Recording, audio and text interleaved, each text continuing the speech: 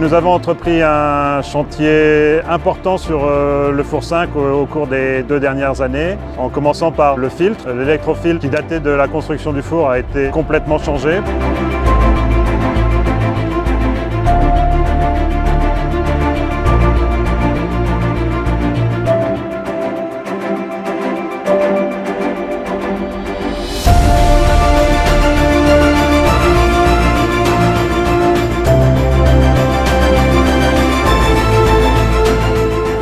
On a déjà, avec ce projet, gagné de la production sur le four, avec une réduction drastique de nos émissions de poussière.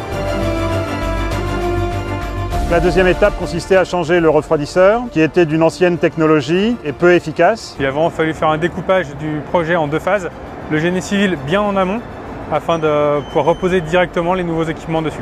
Le chantier il a commencé l'année dernière au mois de février par le génie civil du refroidisseur pendant l'arrêt normal du four 5.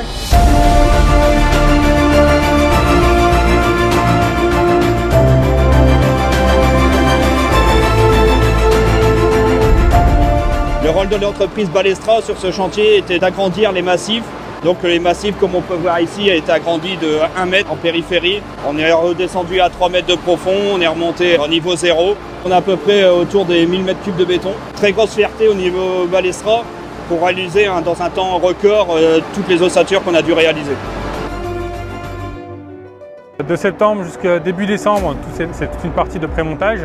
Par l'arrivée des viroles, pour pouvoir les préassembler le long du four, afin de minimiser le temps d'arrêt pendant le remplacement du refroidisseur.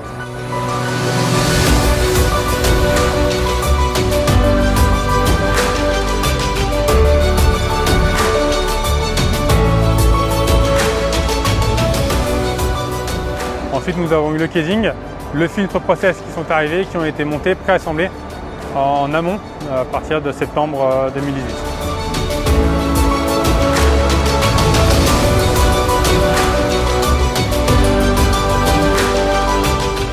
Et à partir de décembre, c'est le chrono qui se lance pour l'arrêt.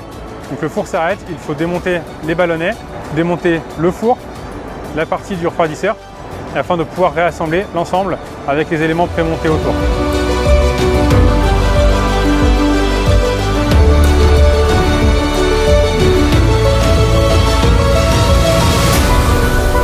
L'opération la plus importante du chantier a été le levage du four. Le jour du levage, il y avait toute l'entreprise qui était là pour le regarder. Ça montre que tout le monde était impliqué sur ce projet.